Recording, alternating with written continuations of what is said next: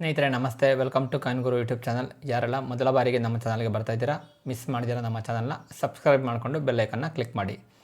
ಈ ಒಂದು ವಿಡಿಯೋದಲ್ಲಿ ನಾನು ಅಪರೂಪದಲ್ಲಿ ತೀರಾ ಅಪರೂಪವಾಗಿರುವಂತಹ ನೋಟುಗಳು, ಆದರೆ ಎಲ್ರಿಗೂ ಸಿಗುತ್ತೆ ಬಟ್ ಸ್ವಲ್ಪ ಗಮನ ಹರಿಸಿ ನೋಡಬೇಕಾಗಿರುವಂತಹ ನೋಟುಗಳ ಬಗ್ಗೆ ತಿಳಿಸ್ತಾ ಇದ್ದೇನೆ. ಇದನ್ನು ಒಂದು ಸೆಟ್ ಅಂತಾರೆ, 3 ನೋಟುಗಳ ಸೆಟ್. ಏನಪ್ಪ ಸೆಟ್ ಅಂದರೆ, ನೀವು ಕರೆಕ್ಟಾಗಿ ನೋಡ್ಕೊಳ್ಳಿ, ಇದನ್ನು ಈ ರೀತಿ ಇರುತ್ತೆ 3 ನೋಟುಗಳು. ನೀವೇನು ವಿಡಿಯೋದಲ್ಲಿ ನೋಡ್ತಾ ಇದ್ದೀರಲ್ಲ, ಈ ರೀತಿಯ 3 ನೋಟುಗಳು.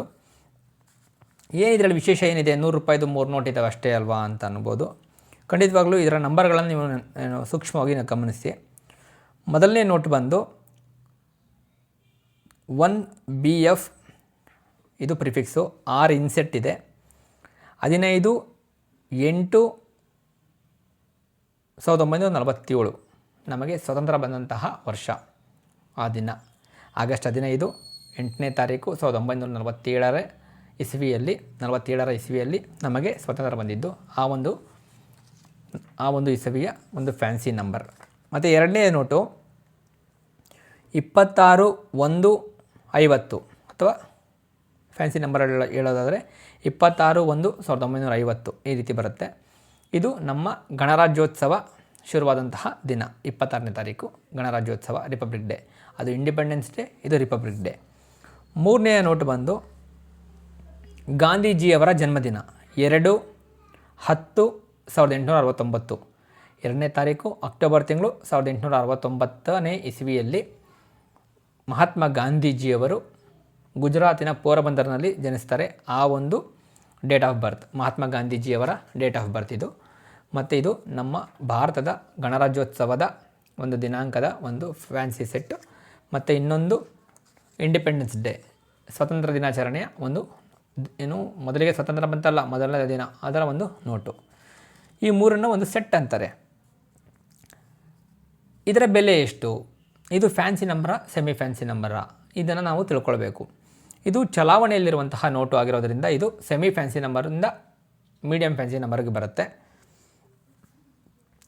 ಇದೇ ನಂಬರು ಏನು ಸ್ಟಾಪ್ ಆಗಿದೆಯಲ್ಲ, 100 ರೂಪಾಯಿ ನೋಟು, ಸ್ಟಾಪ್ ಅಂತ ಹೇಳೋದಕ್ಕಾಗೋದಿಲ್ಲ, ಅಥವಾ ಈಗ ಕಡಿಮೆ ಆಗಿದೆಯಲ್ಲ, ಮೊದಲು ಬರ್ತಾಯಿತ್ತು ಇದಕ್ಕಿಂತ ಮುಂಚಿನ ನೋಟು, ಅದರಲ್ಲಿತ್ತು ಅಂದರೆ ಅದರ ಬೆಲೆ ಇದಕ್ಕಿಂತ ಡಬಲ್ ಇರುತ್ತೆ ಈ 3 ನಂಬರ್. ಹಂಗಾರೆ ಈ ನೋಟಿನ ಬೆಲೆ ಎಷ್ಟು? ಇದು ಸುಮಾರು 4,000 ರೂಪಾಯಿವರೆಗೂ ಆಗುತ್ತೆ ಅಂತ ಹೇಳ್ತಾರೆ. ಬಟ್ ನನಗೆ ಇದು 3,000 ರೂಪಾಯಿ ಅಂದಾಜಲ್ಲಿ ಸಿಕ್ತು. ಈ ಸೆಟ್ ಬೇಕಾಗಿರೋದಕ್ಕೆ 3,000 ರೂಪಾಯಿ. ಮತ್ತು ಇನ್ನೊಂದು ಇದರಲ್ಲೇನೇನೆ ಸೇಮ್ ಇನ್ಸೆಟ್ಟು, ಸೇಮ್ ಪ್ರಿಫಿಕ್ಸ್ ಇತ್ತು ಅಂದರೆ ಅದಕ್ಕೆ ಇನ್ನೂ ಜಾಸ್ತಿ ಇರುತ್ತೆ. ಇನ್ಸೆಟ್ಟು ಪ್ರಿಫಿಕ್ಸು ಸೇಮ್ ಇದ್ದರೆ ಇದು ಬೇರೆ ಬೇರೆ ಇರೋದ್ರಿಂದ ಅಂದಾಜಿಗೆ ಒಂದು 2,500-3,000 ರೂಪಾಯಿ, 3,500 ರೂಪಾಯಿವರೆಗೂ ಆಗಬಹುದು. ನನಗೆ ಕರೆಕ್ಟಾಗಿ ನನ್ನ ನೆನಪಿಲ್ಲ ಎಷ್ಟು ಕೊಟ್ಟು ತೊಗೊಂಡೆ ಅಂತ. ಇದು ತೊಗೊಂಡು ನಾನು ಸುಮಾರು ಒಂದು 3-4 ತಿಂಗಳಾಗಿತ್ತು ವಿಡಿಯೋ ಮಾಡೋಣ ಅಂದ್ಕೊಂಡು, ಡಿಲೇ ಆಗ್ತಾಯಿತ್ತು. 3 ಕೂಡ UNC ನೋಟ್ಗಳು, 100% UNC ನೋಟ್ಗಳು. ನೋಡಿ, ಕ್ಲೀನಾಗಿ ನೋಡ್ಕೊಳ್ಳಿ, UNC ನೋಟ್ಗಳು. ಒಂದು ಚೂರು ಇವು ಬೆಂಡು ಕೂಡ ಇಲ್ಲ, ಏನೂ ಇಲ್ಲ. ಈ ರೀತಿಯ UNC ನೋಟುಗಳಿಗೆ ಮಾತ್ರ ಬೆಲೆ.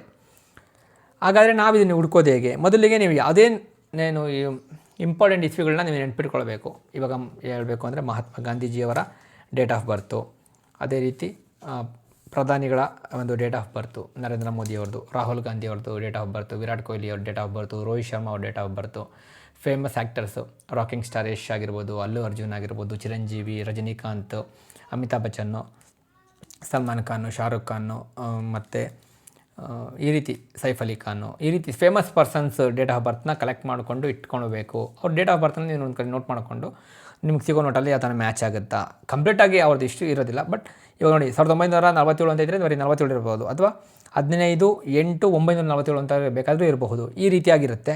ಆ ರೀತಿ ಯಾವುದಾದ್ರೂ ನಿಮ್ಮ ಹತ್ರ ಸಿಕ್ತು ಅಂದರೆ ಅದಕ್ಕೆ ಸ್ವಲ್ಪ ಬೆಲೆ ಇರುತ್ತೆ. ಫೇಮಸ್ ಪರ್ಸನ್ಸ್ ಬರ್ಡೇ ನೋಟ್ಗಳು, ನಾನಾಗಲೇ ಹೇಳಿದ್ನಲ್ಲ, ಆ ರೀತಿ ಸಚಿನ್ ತೆಂಡೂಲ್ಕರ್ದಾಗಿರ್ಬೋದು, ಡಾಕ್ಟರ್ ರಾಜ್ಕುಮಾರ್ ಅವರಾಗಿರ್ಬಹುದು. ಈ ರೀತಿಯಾಗಿ ಒಂದಷ್ಟು ಫೇಮಸ್, ನೀವು ಯಾವ್ದಾನ ಆಗಿರ್ಬೋದು, ನೀವು ಯಾರ್ದಾನ ಫ್ಯಾನ್ ಆಗಿರಿ, ಏನಾನ ಆಗಿರಿ, ಅದು ಬೆಲೆ ಇರುತ್ತೆ. ಬಟ್ ನಿಮಗೆ ಇಂಟರ್ನ್ಯಾಷನಲ್ ಲೆವೆಲಲ್ಲಿ ಅಥವಾ ನ್ಯಾಷನಲ್ ಲೆವೆಲಲ್ಲಿ ಸಿಗಬೇಕು ಅಂದರೆ, ಅದಕ್ಕೆ ವ್ಯಾಲ್ಯೂ ಸಿಗಬೇಕು ಅಂದರೆ ಆ ರೀತಿಯ ಇಂಪಾರ್ಟೆಂಟ್ ವ್ಯಕ್ತಿಗಳ ಒಂದು ಡೇಟ್ ಆಫ್ ಬರ್ತ್ನ ನೀವು ಇಟ್ಕೊಳ್ಬೇಕಾಗತ್ತೆ ನೋಟ್ಗಳನ್ನ. ಎಕ್ಸಾಂಪಲ್ ಡೊನಾಲ್ಡ್ ಟ್ರಂಪ್ ಆಗಿರಬಹುದು. ಮತ್ತು ಈ ರೀತಿ ಹೇಳ್ತಾ ಹೋದರೆ ಸುಮಾರು ಜನ ಸಿಕ್ಬಿಡುತ್ತೆ. ಬೆಂಜಮಿನ್ ನೆತನ್ಯಾಹು, ಇರಾನ್ ಅಧ್ಯಕ್ಷರಿದ್ದಾರಲ್ಲ, ಅಯತುಲ್ಲಾ ಅಲಿ ಖಮೇನಿ, ಅವ್ರದ್ದು ಡೇಟ್ ಆಫ್ ಬರ್ತು.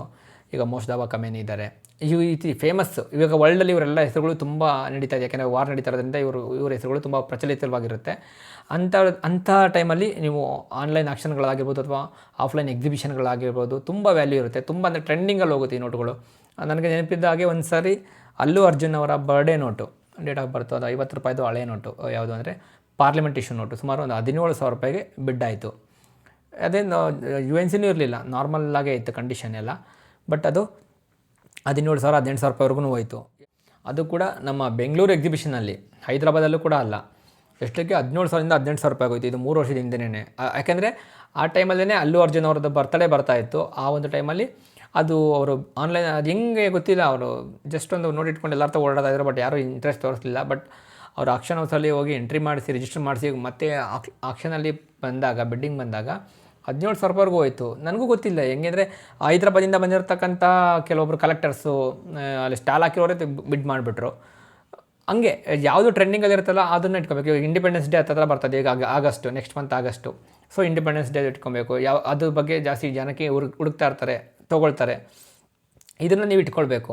ಈಗ ಏಪ್ರಿಲಲ್ಲಿ ಡಾಕ್ಟರ್ ರಾಜ್ಕುಮಾರ್ ಅವ್ರ ಬರ್ಡೇ ಇರುತ್ತೆ, ಸಚಿನ್ ತೆಂಡೂಲ್ಕರ್ ಅವ್ರ ಬರ್ಡೇ ಇರುತ್ತೆ, ಆವಾಗ ಅವ್ರದ್ದು ಟ್ರೆಂಡಿಂಗಲ್ಲಿರುತ್ತೆ. ಆ ರೀತಿ ನೀವು ಹುಡುಕಬೇಕಾಗತ್ತೆ. ಫಸ್ಟು ನೀವು ಫೇಮಸ್ ಪರ್ಸನ್ದು ಅಷ್ಟು ಡೇಟ್ ಆಫ್ ಬರ್ತ್ನ ನೀವು ಬರೆದಿಟ್ಕೊಳ್ಬೇಕು. ನಿಮ್ಗೆ ಯಾರ್ಯಾರು ಇಷ್ಟನೋ ಹೀರೋಗಳು, ದರ್ಶನ್ ಆಗಿರ್ಬೋದು, ಸುದೀಪ್ ಅವರು ಆಗಿರ್ಬೋದು, ಯಶ್, ರಿಷಬ್ ಶೆಟ್ಟಿ, ಟ್ರೆಂಡಿಂಗಲ್ಲಿ ಯಾರು ಇರ್ತಾರಲ್ಲ ಅವ್ರದ್ದು ಹೋಗುತ್ತೆ ಚೆನ್ನಾಗಿ ಅಂತ ನನ್ನ ಒಂದು ಪರ್ಸ್ನಲ್ ಒಪಿನಿಯನ್ನು. ಎಲ್ಲರದ್ದು ಕಲೆಕ್ಟ್ ಮಾಡ್ಕೊಳ್ಳಿ, ಬಟ್ ನಿಮಗೆ ಯಾವ ಸಮಯಕ್ಕೆ ಯಾವ್ದು ಹೋಗಬೇಕು ಅಂತ ನಿಮಗೆ ಗೊತ್ತಿರಬೇಕು. ಹಾಗಂತ ಹೋಗಿದ ತಕ್ಷಣ ನನ್ನ ಹತ್ರ ಇದು ನೋಟಿದೆ, ನಂಗೆ 10,000 ರೂಪಾಯಿ ಕೊಡಿ, ನಂಗೆ 20, ಆ ಥರ ಅಲ್ಲ, ಆ ಥರ ಹೋಗೋದಿಲ್ಲ. ಅದನ್ನು ನೀವು ಕರೆಕ್ಟಾಗಿ ಮೈಂಡ್ಸಲ್ಲಿ ಇಟ್ಕೊಳ್ಬೇಕು. ಮೈಂಡಲ್ಲಿ ಯಾವಾಗ ಇದಕ್ಕೆ ಬೆಲೆ ಬರುತ್ತೆ ಅಂತ ಅಂದರೆ ಪ್ರಾಪರ್ ಟೈಮ್ ಬರಬೇಕು. ಯಾವ್ರು ಎಷ್ಟು ವರ್ಷ, ಇವಾಗ ನೀವು ಇದೊಂದು ನೋಟ ನಾನು 3 ನೋಟ್ ಇಟ್ಕೊಂಡ್ರೆ ಎಕ್ಸಾಂಪಲ್ 300 ರೂಪಾಯಿ ಮನೆಗೆ ಇಟ್ಕೊಂಡಿದ್ದೀನಿ. ಇದಕ್ಕೆ ಯಾವತ್ತೂ ನನಗೆ 4,000 ರೂಪಾಯಿ ಸಿಗುತ್ತೆ, ನನ್ನ ಇನ್ವೆಸ್ಟ್ ಮಾಡೋದಕ್ಕಿಂತ ಒಂದು 1,000 ರೂಪಾಯಿ ಎಕ್ಸ್ಟ್ರಾ ಸಿಗುತ್ತೆ, ಅದು ನಾನು ಮಾರ್ತೀನಿ. ಅಲ್ಲಿವರೆಗೂ ನಾನು ಮಾರೋಕ್ಕೆ ಹೋಗೋದಿಲ್ಲ. ಇದು ನನಗೆ ದೊಡ್ಡ ಬರ್ಡನ್ ಅಲ್ಲ. ಬಟ್ ಅದೇ ರೀತಿ ನೀವು 500 ರೂಪಾಯಿದು 3 ಇಟ್ಕೊಂಡ್ರೆ ಅಂದರೆ 1,500 ರೂಪಾಯಿ ಕೆಲವೊಬ್ರಿಗೆ ಹೊರೆ ಆಗ್ಬೋದು. ಬಟ್ ಏನು ತೊಂದರೆ ಏನಿಲ್ಲ, ಅದಕ್ಕೆ ಯಾವತ್ತೂ ಬೆಲೆ ಬಂದೇ ಬರುತ್ತೆ. ಈ ರೀತಿಯಾಗಿ ಫ್ಯಾನ್ಸಿ ನಂಬರ್ಗಳನ್ನ ಕಲೆಕ್ಟ್ ಮಾಡ್ಕೊಳ್ಬೇಕು ಅಂತ ನಿಮ್ಗೆ ಏನಾರು ಆಸೆ ಇತ್ತು ಅಂದರೆ ಕಲೆಕ್ಟ್ ಮಾಡ್ಕೊಳ್ಳಿ, ಏನು ತೊಂದರೆ ಇಲ್ಲ. ಬಟ್ ನೆಕ್ಸ್ಟ್ ವಿಡಿಯೋ ಇದಾದಮೇಲೆ ಒಂದು ವಿಡಿಯೋ ಬರುತ್ತೆ, ನಾಳೆ ನಾಡದ್ರಲ್ಲಿ ಬರಬಹುದು. ನನ್ನ ಹತ್ರ ಇರುವಂತಹ ನನ್ನ ಪರ್ಸ್ನಲ್ ಕಲೆಕ್ಷನ್ನು ಯಾವ ರೀತಿ ಇದೆ, ಫ್ಯಾನ್ಸಿ ನಂಬರ್ಗಳು, ಅದರ ವ್ಯಾಲ್ಯೂ ಎಷ್ಟು, ನಾನು ಅದಕ್ಕೆ ಎಷ್ಟು ಕೊಟ್ಟು ತೊಗೊಂಡೆ, ಇವತ್ತಿನ ಮಾರ್ಕೆಟ್ ವ್ಯಾಲ್ಯೂ ಎಷ್ಟು, ಅದನ್ನು ನಾನು ಹೇಳ್ತಾ ಇದ್ದೇನೆ. ವಿಡಿಯೋ ತುಂಬ ಇಂಟ್ರೆಸ್ಟಿಂಗ್ ಆಗಿರುತ್ತೆ, ನೋಡಿ ಅದನ್ನು. ಅದಕ್ಕೋಸ್ಕರ ವೆಯ್ಟ್ ಮಾಡಿ, ಸಿಗೋಣ ಮುಂದಿನ ವಿಡಿಯೋದಲ್ಲಿ.